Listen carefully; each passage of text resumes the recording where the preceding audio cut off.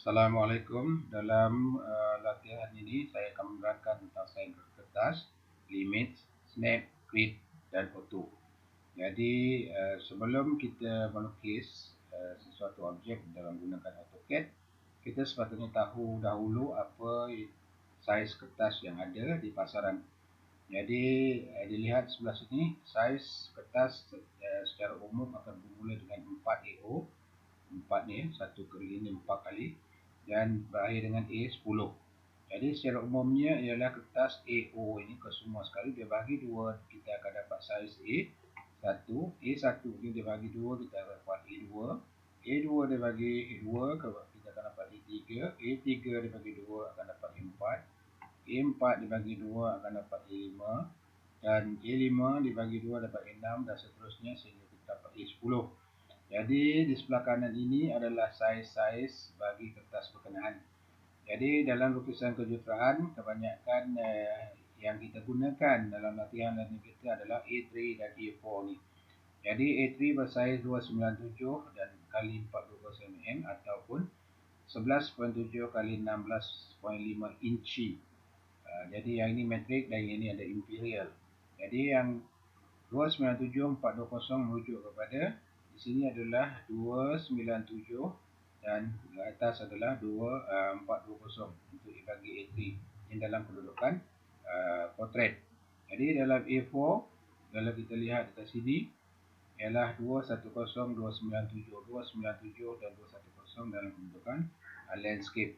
Jadi ini adalah saiz-saiz kertas yang kita akan gunakan berdasarkan kepada saiz objek yang akan kita lukis agar paparan yang kita buat berada di tengah-tengah skrin AutoCAD. Jadi kita boleh switch kepada AutoCAD punya window sekarang. Jadi kalau kita lihat dekat sini, sekiranya kita dapati inilah paparan kita punya AutoCAD yang saiznya adalah saiz metrik.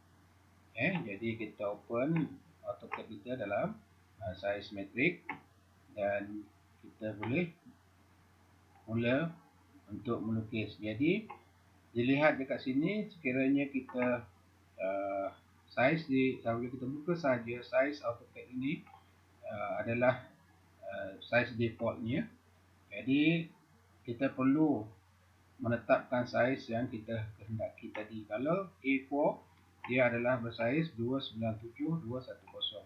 Melalui arahan kita tetapkan dahulu arahan limits LIMITS untuk melimitkan kita punya kertas. Limits dia akan bermula 00 bagi arahan 00. Kemudian upper right corner kita gunakan 297,210. Itu koordinat yang kita bagi adalah koordinat Cartesian seperti mana yang kita pelajari pada di masa alam persekolahan kita yang lepas. Enter. Jadi kita tidak nampak apa-apa yang berlaku. Tetapi sekiranya kita menekan ataupun halakan cursor ke bahagian sini, kita grid snap.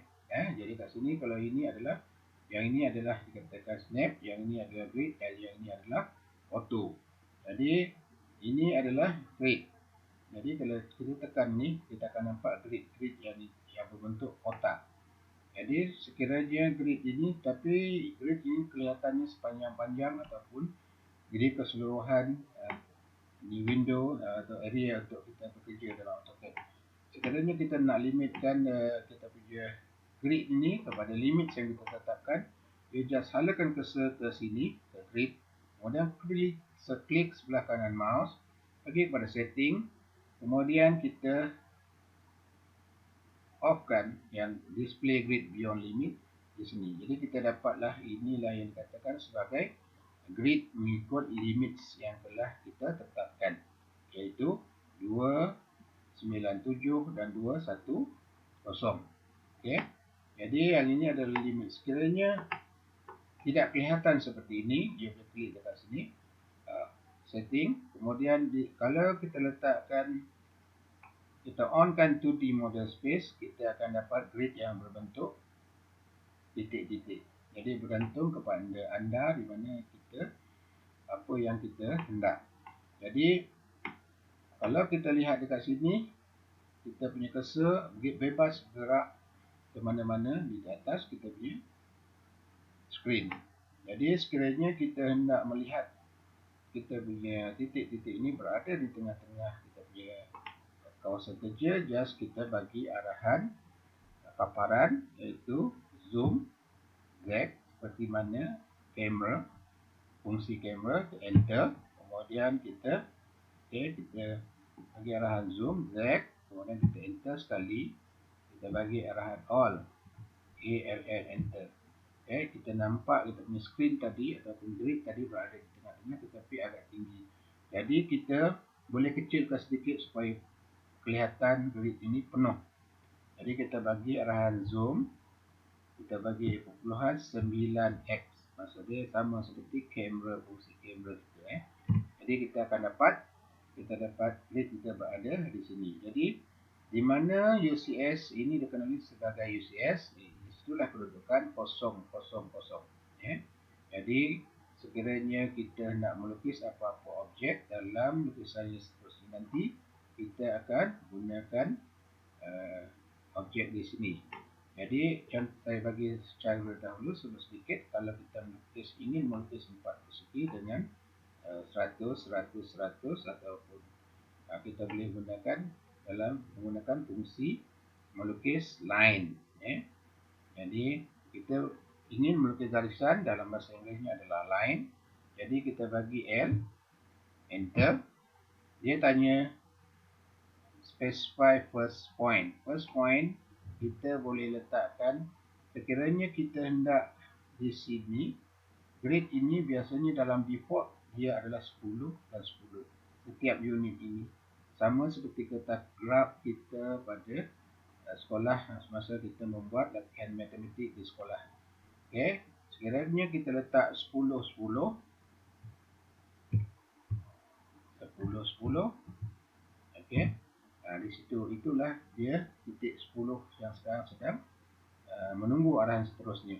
Jadi sekiranya kita mahu ke arah ke depan adalah 100, maksudnya kita boleh tarik ke depan ini tanpa apa-apa arahan.